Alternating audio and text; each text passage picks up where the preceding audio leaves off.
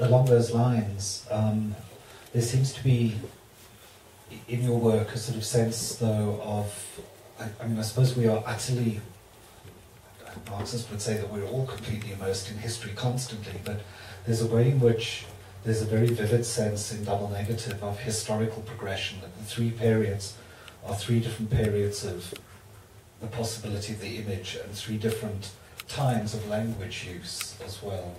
And that's what gives it such a strong sense of historical progression. And it reads, I mean, again, at the risk of being pretentious, as a kind of Künstlerroman, which is a kind of particular version of the Bildungsroman about the emergence of an artist from artistic practice.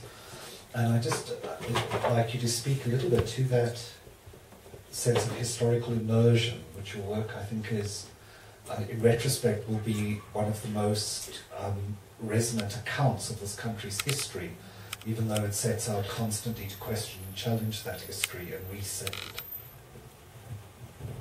Yeah, that's complex. I suppose I keep turning to my own biography, but I suppose there's nowhere else to turn. I can't very well talk about Neville Lister's history.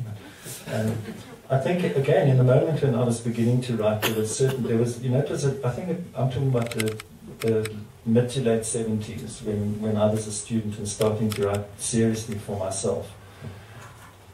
The intellectual and sort of aesthetic currents of the day were quite contradictory, because on the one hand you had the sort of rise of semiology, which in many ways is a kind of it's a social but in many ways a historical way of looking at things, science and so on. In some ways takes those things out of their social context, not entirely, but I think you know what I mean by that.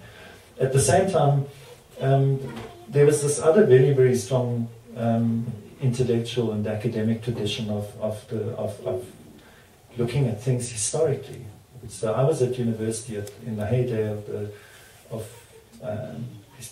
the historical revisionist drive through Wits University, and the history workshop, Marxist, historical materialist understandings of things.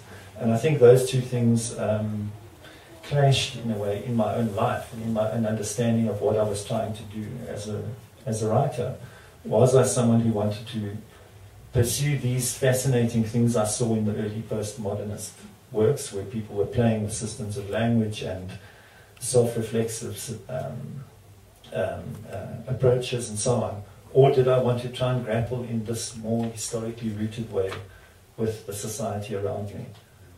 And I think it was a difficult thing to manage, but I think in the end quite a fruitful conflict.